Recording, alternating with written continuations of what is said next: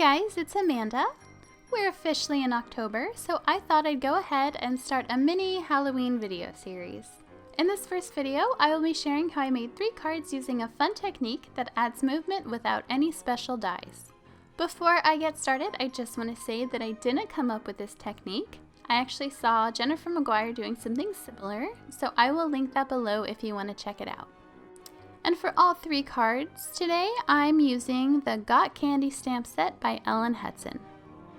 Okay, so for card 1, I start out by putting down some black Soot Distress Oxide ink on my craft mat and spray it with some water.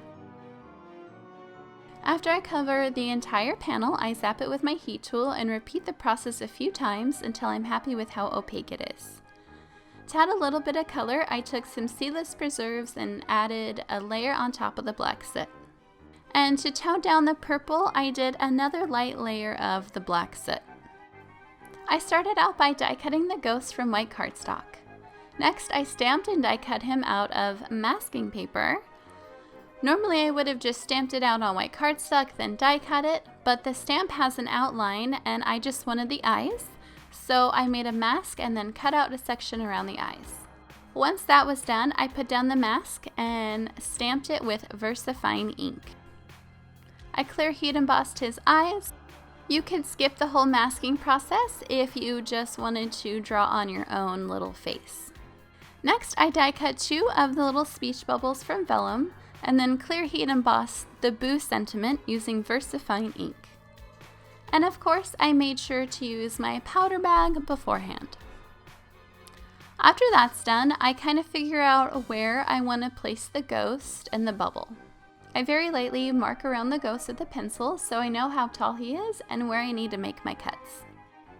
I take my ruler and connect the marks I made, then I cut out the rectangle with my craft knife. Before I assemble this, I color the edges I cut with a dark gray marker in case it can be seen when he moves around. Next, I cut a rectangle from black cardstock that is a little bit larger than the one I cut out of the panel. It's important that it's bigger so it doesn't come through when it moves around. To give this movement, I took 4 little Micropore squares and stuck them to the back of the ghost. Before I adhered it to the black rectangle, I marked the middle so I had an idea of where to place it. Once it was stuck down, I decided to pattern stamp one of the stars from the set with the black soot. Once I heat set the panel, I made marks around the black rectangle so I knew how far it moved around. Then I added black fun foam to the entire thing except for the area I marked. After that was done, I ran the speech bubbles through my Xyron sticker maker to sort of hide the adhesive. I layered the bubbles together, then stuck them to the panel. Next, I adhered my panel to a 4-bar size card, which measures 3.5 by 4 7/8. For the last step, I covered the entire border and the ghost with Wink of Stella shimmer pen. Now on to card 2. I started by stamping several of the bats from the set with Onyx Black VersaFine ink and clear heat emboss them, making sure to use my powder tool. Once those are finished, I die cut them all out. For the background, I used my Oxides again. I took the Spice Marmalade and covered the panel completely with my ink blending tool. Next, I took a baby wipe and started making diagonal swipes to create a cool 2-tone streaky look. Once I was happy with it, I zapped it with my heat tool and put some twisted Citron down on my craft mat. This time, I didn't add any water before I picked up the ink with my panel. By leaving it that way, you get a really cool and effortless blotchy or splatter look. I just randomly pressed my panel into the ink here and there until I got the coverage I wanted. It didn't end up recording for some reason, but I clear heat embossed the splatters so they stood out a little more and to give it a fun bumpy texture. Next, I stamped the ink sentiment from the set with VersaFine ink and clear heat embossed it. Because I stamped it over the twisted Citron, it came out bumpy, but that's what I wanted. If you didn't want this, you could just be more mindful of where you're adding the splatters. After that, I placed where I wanted my bats to go and marked under them so I knew where to make my holes. After I marked those, I measured out how big I needed my holes to be, making sure they wouldn't be bigger than the bat's body. Once I found the size I wanted, I just circled around the marks I made. So I don't have dies or paper punches that were the right size, so I just used my craft knife. A good tip for cutting circles with your craft knife is to make slices as if you were cutting a pizza, and then slice in between the sections, if that makes sense.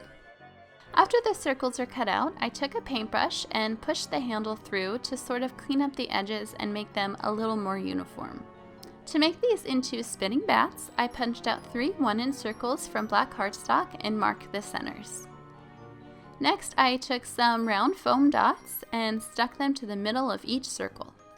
When I went to assemble this, I noticed that the foam circles were a little too big to allow movement, so I took a larger paintbrush handle and poked it through the holes once more. After I got the right size, I adhered the bats down and then cut some fun foam to piece around the back. Lastly, I used some multimedia mat and stuck the panel to a 4-bar size note card. Since I used liquid adhesive, I set my cutting board on it while it dried to avoid warping. Okay, so for card 3, I went for more of a traditional slider card. I started out by stamping several of the pumpkins with black VersaFine ink because it's safe to use with watercolors. After they were stamped out, I made sure to zap them with my heat tool just to make sure they were totally dry and nothing would bleed. So to color these in, I didn't really do anything special. I just started out with my number 52 for the first layer and then went in with my number 70.